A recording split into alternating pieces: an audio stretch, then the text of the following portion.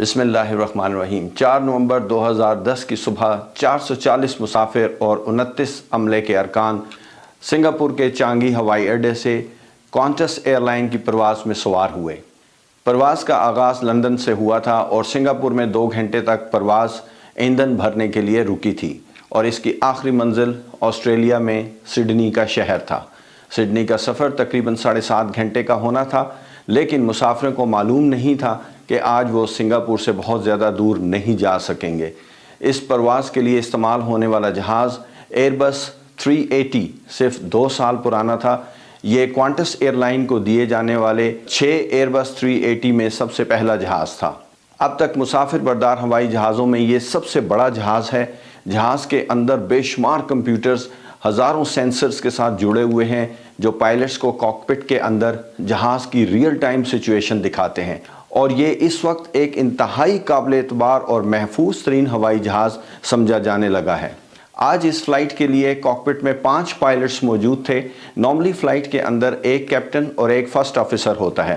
آج اس کی لمبی فلائٹ کے لیے ایک مزید پائلٹ اس کے اندر موجود تھا جس نے کیپٹن اور فرسٹ آفیسر کو ریسٹ دینے کے لیے ریلیو کرنا تھا۔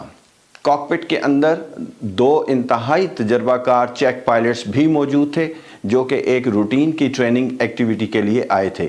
جب کاکپٹ کے اندر اتنے سارے تجربہ کار لوگ موجود ہوں تو یہ کنفیوژن ہو سکتا ہے کہ اس فلائٹ کا کیپٹن کون ہے اور کسی ایمرجنسی سچویشن کے اندر فیصلہ کون کرے گا۔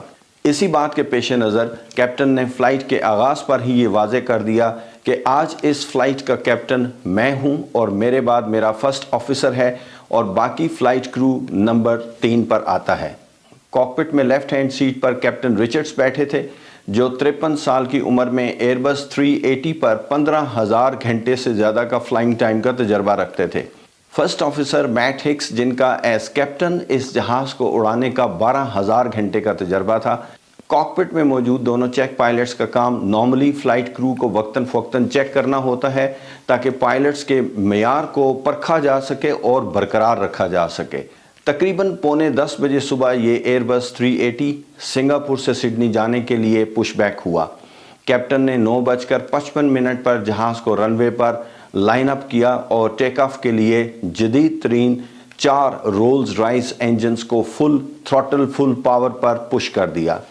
ٹیک آف کے چند منٹوں بعد تک کے لیے سب کچھ پلان کے مطابق ہوا اور نارمل تھا اور جہاز نے کلائم کرنا شروع کیا۔ اس دوران جہاز کی رفتار بڑھتے ہوئے 460 کلومیٹر فی گھنٹہ تک پہنچ گئی۔ تاہم جب جہاز 7,000 فٹ کی بلندی سے کلائم کرتا ہوا گزرا تو 2 زوردار دھماکوں سے جہاز لرز اٹھا۔ بائیں ہاتھ پر موجود انجن نمبر 2 جو جہاز کی اندرونی سمت میں تھا دھماکے سے پھٹ گیا۔ انجن کے پھٹنے سے انجن کے لوہے کے ٹکڑے بے پناہ رفتار کے ساتھ جہاز کی باڈی اور لیفٹ ونگ میں جا کر لگے اور بہت ڈیمیج کیا۔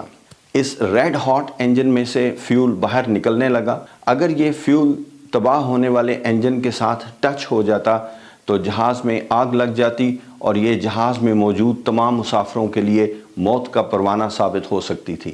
کیپٹن نے اس سچویشن کو سمجھتے ہوئے فوراً جہاز کو مزید کلائم کرنے سے روک دیا، آلٹیٹیوڈ ہولڈ کیا، اور اس وقت تک کاکپٹ میں موجود تمام پائلٹس کو یہ معلوم ہو گیا تھا کہ کچھ بہت ایب نارمل ہوا ہے، لیکن انہیں اس بات کا اندازہ ابھی تک نہیں ہوا تھا کہ تباہ ہونے والے انجن نے باقی جہاز کو کیا نقصان پہنچایا ہے۔ تباہ ہونے والے انجن کے ٹکڑے جہاز کی باڈی میں ایک انتہائی اہم جگہ کو ڈیمیج کر چکے تھے۔ جہاز کی باڈی میں گھسنے والے ان ٹکڑوں نے جہاز کے نظام کو کنٹرول کرنے والی تاروں کے بنڈل کاٹ دیے تھے۔ ان برقی تاروں سے جہاز کے فلائٹ کنٹرول، الیکٹریسٹی، آگ سے بچاؤ کا نظام، ہائیڈرولک پاور وغیرہ کنٹرول ہوتی تھی اور مجموعی طور پر 650 تاریں کٹ چکی تھیں۔ اس موقع پر کیپٹن نے باقی پائلٹس کو یہ یقین دلایا کہ جہاز کنٹرول میں ہے۔ جہاز کے کاکپٹ میں موجود کمپیوٹر کا نظام جس پر وارننگز آنا شروع ہو گئی تھیں سب کی توجہ کا مرکز بن چکا تھا۔ انہیں فوری طور پر احساس ہوا کہ عام انجن کی خرابی نہیں ہے۔ جہاز میں موجود ہزاروں سینسرز جو پیغامات کمپیوٹر تک کاکپٹ میں بھیج رہے تھے، اس سے ظاہر ہوتا تھا کہ کچھ بہت ہی گھمبیر خرابی ہو چکی ہے۔ जहाज़ की अगली नशिस्तों पर बैठे हुए मुसाफिर बाएं तरफ के इंजन नंबर 2 में से निकलता हुआ फ्यूल देख सकते थे। इंजन नंबर 2 तबाह हो चुका था और इंजन टरबाइन ख़त्म हो चुका था। अपनी SOP के मुताबिक कैप्टन ने इंजन नंबर 2 को शट डाउन कर दिया। पायलट ने सिंगापुर एयर ट्रैफिक कंट्रोल को अपनी गंभीर सूरत हाल से आगाह कर दिया। कैप्टन ने आग बुझाने वाला ऑटोमेटिक निज़ाम इंजन नंबर 2 में डिप्लॉय किया, लेकिन कॉकपिट में इसकी कोई कंफर्मेशन नहीं मिली। कैप्टन ने दोबारा यही काम किया, लेकिन कोई कंफर्मेशन नहीं मिली। इस वक्त तक धमाके से फटने वाले इंजन के सुराख में से बेतहाशा फ्यूल बाहर गिरना शुरू हो चुका था। इसी असना में जहाज़ के इंजन के तबाह होने से जो टुकड़े बने वो सिंगापुर के जनूब में एक जजीरे में घरों पर जाकर गिरे। इनमें से एक टुकड़े पर क्वांटस एयरलाइन लिखा हुआ था। इस इलाके के लोगों ने ट्वीट करना शुरू कर दिया कि क्वांटस एयरलाइन का जहाज़ क्रैश कर गया है। न्यूज़ स्टेशंस ने इंजन के मलबे की तस्वीर दिखाना शुरू कर दी। एक खौफ व हरास की सूरत हाल पैदा हो चुकी और स्टॉक मार्केट के अंदर क्वांटस एयरलाइन के शेयर्स गिरना शुरू हो गए। लेकिन कॉकपिट के अंदर मौजूद पायलट्स को इस बात का अभी तक इल्म नहीं था कि बाहर क्या हो रहा है और मीडिया पर क्या चल रहा है। वो इस वक्त कॉकपिट के अंदर मौजूद कंप्यूटर के निज़ाम में ये ढूंढने की कोशिश कर रहे थे कि जहाज़ को किस हद तक डैमेज हुआ है। पायलट ने यह फैसला अभी तक नहीं किया था कि वो अपना सफ़र जारी रखेंगे या सिंगापुर वापस जाएंगे और लैंड करेंगे। ये एक इंतहाई क्रिटिकल फैसला था। ये एक ऐसी इमरजेंसी थी जो पहले कभी एयरबस 380 के साथ नहीं हुई थी। पायलट्स ने अपनी चेक लिस्ट के मुताबिक काम करना शुरू किया। जहाज़ में मौजूद ऑटोमेटिक निज़ाम ने ये तमाम वार्निंग्स एयरलाइन हेडक्वार्टर्स को ऑस्ट्रेलिया में भेजना शुरू कर दी, लेकिन हेडक्वार्टर्स में मौजूद किसी भी शख्स का राब्ता इस फ़्लाइट के कैप्टन से नहीं हो सका, क्योंकि तबाह होने वाले इंजन के टुकड़ों ने जहाज़ के सैटेलाइट कम्युनिकेशन के निज़ाम को भी डिस्ट्रॉय कर दिया था। कॉकपिट के अंदर वार्निंग्स को हैंडल करने का बेतहाशा वर्कलोड जनरेट हो चुका था और इन तमाम वार्निंग्स को हैंडल नहीं किया जा सकता था। चुनांचे पायलट्स ने पहले सिर्फ उन वार्निंग्स पर तवज्जो देनी शुरू की जो अहम थीं। इस बात का फैसला करना इंतहाई मुश्किल काम था कि जहाज़ के तबाह होने वाले इंजन ने निज़ाम को किस हद तक डैमेज किया है और हाइड्रोलिक फ्यूल कितना लीक हो चुका है, उसने जहाज़ को किस हद तक नुकसान पहुंचा दिया है। बहुत अहम सवाल ये था कि इस वक्त तो ये जहाज़ कंट्रोल में है, लेकिन कब तक ये ऐसा ही रहेगा? क्या उन्हें वक्त ज़ाया किए बगैर सिंगापुर लौट जाना चाहिए और जहाज़ को लैंड करवा देना चाहिए? सिंगापुर लौट जाने की सूरत में लैंडिंग के लिए क्या जहाज़ के निज़ाम काम कर रहे हैं या नहीं, ये कंफर्मेशन पायलट्स को कॉकपिट में नहीं मिल रही थी। क्या फ्लैप्स काम कर रहे थे? क्या व्हील्स डाउन हो सकते थे? क्योंकि जहाज़ अभी अभी टेक ऑफ किया था और ये ईंधन से भरा हुआ था, तो वज़न बहुत ज़्यादा होने की वजह से लैंडिंग के लिए इस वक्त सूरत हाल मुनासिब नहीं थी। कैप्टन ने सिंगापुर एयर ट्रैफिक कंट्रोल को रिक्वेस्ट की कि उन्हें 30 मिनट के लिए होल्ड करने की इजाज़त दी जाए और उन्हें एयरपोर्ट के नज़दीक रखा जाए ताकि कहीं इंजन फेल हो जाए तो जहाज़ ग्लाइड करता हुआ एयरपोर्ट पर लैंड करने की अटेम्प्ट कर सके। सिंगापुर एयर ट्रैफिक कंट्रोल ने पायलट्स को बताया कि इंडोनेशिया के जजीरे पर रहने वालों को इस जहाज़ के टुकड़े मिले हैं जो उनके घरों की छतों पर गिरे थे। ये पहला मौका था कि पायलट्स को बाहर की सूरत हाल पता चली। ये शॉकिंग न्यूज़ थी। कैप्टन ने केबिन क्रू को बताया कि मुसाफिरों को मुमकिना तौर पर समुंदर में डिच लैंडिंग के लिए तैयार किया जाए। पायलट्स को इस बात का अंदाज़ा था कि वज़न ज़्यादा होने की वजह से जहाज़ को हाई स्पीड लैंडिंग करना पड़ेगी, जिसके लिए रनवे लेंथ कितनी चाहिए इसको कैलकुलेट करना पड़ेगा। लेकिन मसला ये था कि कॉकपिट में मौजूद कंप्यूटर्स ये कैलकुलेशन नहीं कर पा रहे थे उन तमाम वार्निंग्स की वजह से जो कि कंप्यूटर में मुसलसल आ रही थी। पायलट ने इस सूरत हाल में कंप्यूटर्स में जनरेट होने वाली वार्निंग्स को 1 बाय 1 डिलीट करने के बाद कोशिशें जारी रखीं और आखिरकार कंप्यूटर ने उन्हें ये बता दिया कि लैंडिंग स्पीड कितनी होनी चाहिए और इस स्पीड पर जहाज़ रनवे के इख्तिताम पर रुक सकता है। जहाज़ में मौजूद मुसाफिर इस वक्त कुछ नहीं कर सकते थे सिवाय इसके कि वो इस चीज़ का इंतज़ार करें कि कैप्टन का हर किया हुआ फ़ैसला दुरुस्त साबित होगा और वो बाहिफाजत सिंगापुर एयरपोर्ट पर उतर जाएंगे। कैप्टन ने सिंगापुर के एयर ट्रैफिक कंट्रोल को बता दिया कि लैंडिंग पर उन्हें हंगामी सूरत हाल से निपटने के लिए फायर फाइटिंग सर्विसेज दरकार हैं। लैंडिंग में जाने से पहले कैप्टन ने लैंडिंग पैरामीटर्स को चेक किया تاکہ معلوم ہو کہ لینڈنگ کے وقت کی صورتحال کیا ہوگی۔ ان چیکس کے بعد یہ واضح ہو گیا کہ کنٹرول سلگش ہیں۔ اس صورتحال کے پیش نظر کیپٹن نے ایئر ٹریفک کنٹرول سے ریکویسٹ کیا کہ اسے 20 میل دور سے ہی رن وے کی لائن میں ریڈار کے ذریعے پلیس کر دیا جائے تاکہ وہ لیول اور سیدھی فلائٹ کرے لینڈنگ سے پہلے۔ لینڈنگ ہونے پر پائلٹ اس بات میں بھی ریلکٹنٹ فیل کر رہے تھے کہ تھرسٹ ریورسل ڈپلائی ہو سکیں گے یا نہیں۔ کیا اس بھاری بھرکم جہاز کو رن وے پر روکا جا سکے گا؟ کیونکہ اگر یہ جہاز رن وے سے آگے کچے میں اتر جائے گا تو پھر جہاز میں موجود مسافروں کے لیے یہ بہت ہی خطرناک صورتحال ہوگی۔ لینڈنگ کرنے سے پہلے یہ اعصاب شکن ٹائم تھا جس میں پائلٹس یہ سوچ رہے تھے کیا ان کی لینڈنگ کنفیگریشن کیلکولیشن ٹھیک ہے یا نہیں۔ جہاز نے رن وے پر ٹچ ڈاؤن کیا تو کیپٹن نے مینول بریکس کے ہینڈل کو فل پریس کر دیا۔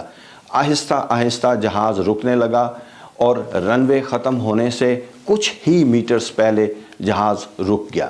اگر جہاز رن وے سے اتر جاتا تو یہ تباہ کن ہوتا، لیکن اب ایک اور بہت خطرناک صورتحال پیدا ہو چکی تھی، اور اس وقت مسافروں کو جو خطرات درپیش تھے وہ فلائٹ کے دوران میں نہیں تھے۔ جہاز کے لیفٹ ونگ میں سے نکلنے والا فیول رن وے پر اکٹھا ہو رہا تھا اور لینڈنگ کے دوران جہاز کے ریڈ ہاٹ ویلز کے نزدیک آتا جا رہا تھا۔ پائلٹس کاکپٹ میں کمپیوٹرز پر یہ دیکھ سکتے تھے کہ اس وقت ویلز کا ٹیمپریچر 900 ڈگری سیلسیس تھا۔ اگر فیول اس کے ساتھ ٹچ ہو جاتا تو پورا جہاز آگ میں غرق ہو جاتا۔